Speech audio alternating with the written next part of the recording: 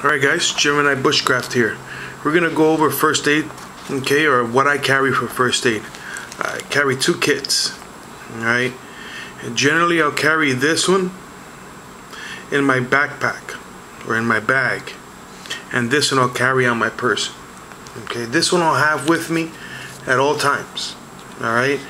Usually when this one here will come into play, let's say I'm out on a scouting mission or I'm in the bushes. Okay, when I say scouting mission, I mean setting traps, scouting trails, using a bathroom, those things. Okay, it has limited, very limited capabilities, but you know, I can take care of something that'll hold me over until I get back to this guy. Now this one here, this one I'll have in my pack at all times. It'll be accessible in an area that I know where it's at, and if I'm out with somebody else, I'll let them know, hey look, see that pocket there? Anything happens, first aid's there. Okay, this has more capabilities than this one. It's bigger, carries more stuff. Okay, it can treat small to medium injuries. It can treat me and one person more, depending, you know, if we both got some bad stuff going on, you know, it might just not, you know, cut it, but for the most part it can treat 2 people. And what I'm going to do now is I'm going to go over all the contents and the capabilities of each. Alright, now we're going to go over the small bag. This is on me at all times, even when I'm around the bigger one. But in here, again, this is simple. This is my little go-to first aid, again, emergency situation only.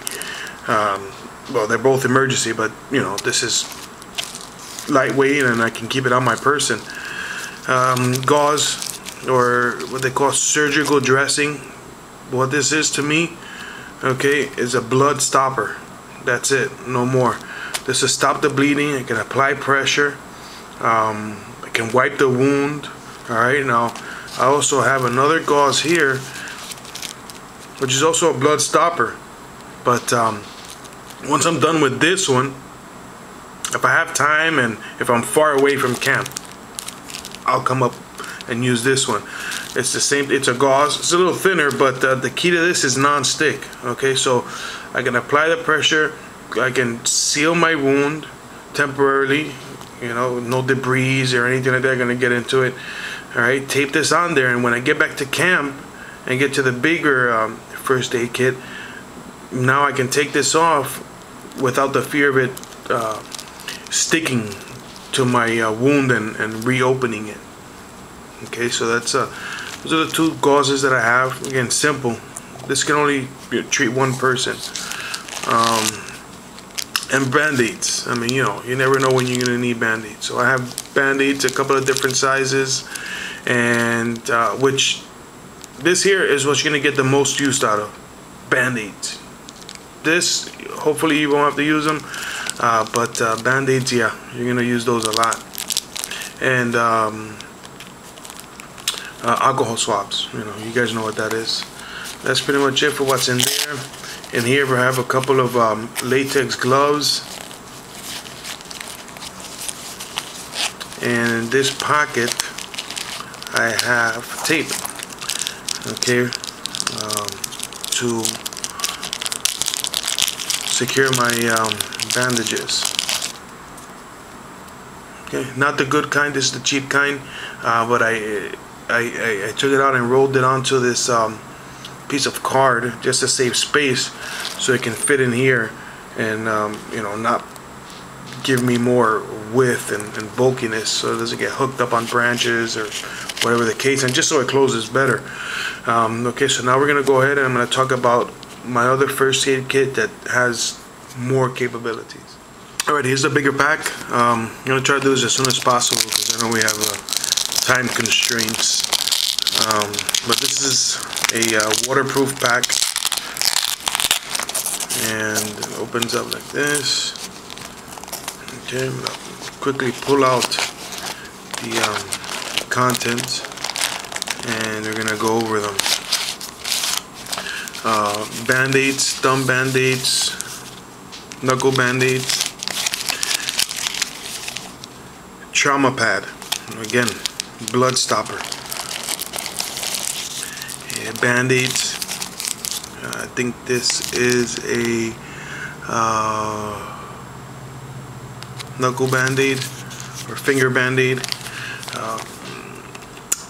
iPad. Sorry, no, this is just the gauze. Okay, another blood stopper, smaller one. Dressing. Gloves. I have 2 pairs of gloves. Or sorry, yeah, 1 pair of gloves.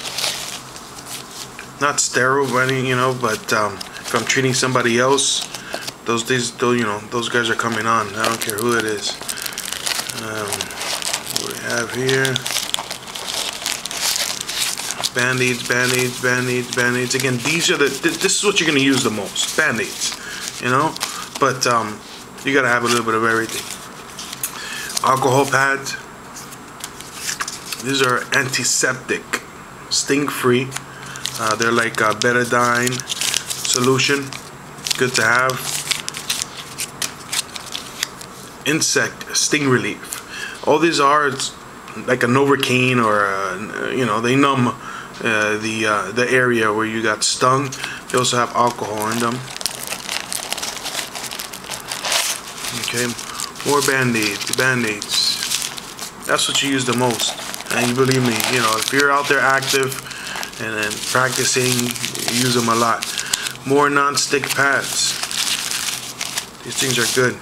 You know, I mean, you can use them as a regular dressing or a blood stopper, but you put these on, and you know, if you're out there for a couple of days and you have to take it off, it's not going to reopen your wound. Now these here are gauze. Okay, these are basically, this is a sort of a non-stick. It'll still stick, okay, and your blood will dry up and get into the mesh of this, dry up and bond with it. And when you pull it off, guess what? You just opened up your wound again. These are what they call soothing non-stick dressing. This is basically like a Vaseline impregnated gauze. You would put this down first and put this on top, and you just doubled your non-stick capabilities. And for sure, when you take out when you take off those dressing, you know, your wound, the blood is not going to stick to this. Cheap aspirin, cheap ibuprofen, it's all the same. Aspirin.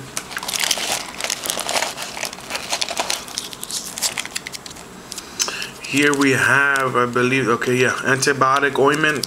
It's like Neosporin, same thing, same active ingredients. No need to spend $8 on the expensive stuff. Okay, here tape. This is the good tape, perforated. Okay, you sweat. Okay, or your sweat, water vapors. Okay, are gonna go through this. Okay, so this is gonna generally will stick a lot better with your sweat and everything. It'll still have contact. It'll still be sticky enough where your gauze and stuff is not gonna fall apart again. Instead of having a big roll, I took it out and wrapped it around a piece of plastic. Tweezers, splinters, whatever the case, you know, tweezers are always handy. They're nice and sharp.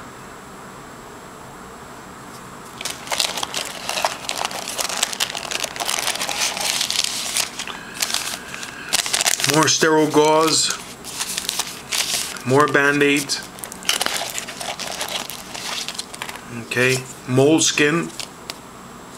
It's good. It always comes in handy, man. I mean, you got new boots, or even if you don't have new boots, you know, wear down on your heels or on the back of your ankle or on your toes, whatever the case. You know, these, trust me, these make life a lot better. First aid, again, antiseptic, burn cream. Again, all this does is numb the area, make life a little bit better for you. Has a little bit of aloe, has antiseptic as well, but the main thing with this is that it's gonna numb the immediate area where the burn happened. Again, minor burn. I have here like a popsicle stick or whatever you want to call this. This is good for splints, and it definitely will come in handy. Okay, again, so splint, assorted kind of band-aids, painkillers, moleskin. We all know what moleskin is for. If you ever hiked a lot or ran a lot in tight shoes, you know that the abrasion will wear out the skin and cause pain. Different assorted gauze bandages, or field dressings, alcohol pads, non-stick field dressings that when combined with this will suck up all the blood, and this will create a barrier, slick barrier, so you don't so the gauze doesn't stick to your wounds. Tape, or perforated tape. Antiseptic, or sorry, Neosporin kind. Again, more painkillers, gauze, band-aids, tweezers, gloves, insect bite relief. Again, just numbs the area and has a little bit of antiseptic. And again, blood suckers. That's what you want to have. If you're out there cutting stuff up, you need blood suckers. Again, this is a quick video. Later on, I'll do a more detailed version of it. I also have a higher level or a more capable first aid kit, a lot bigger. I'll do a review on that another day. And again, and a waterproof carry bag. All right. So again, this was first aid kit, and again, I'm Gemini Bushcraft. Thank you.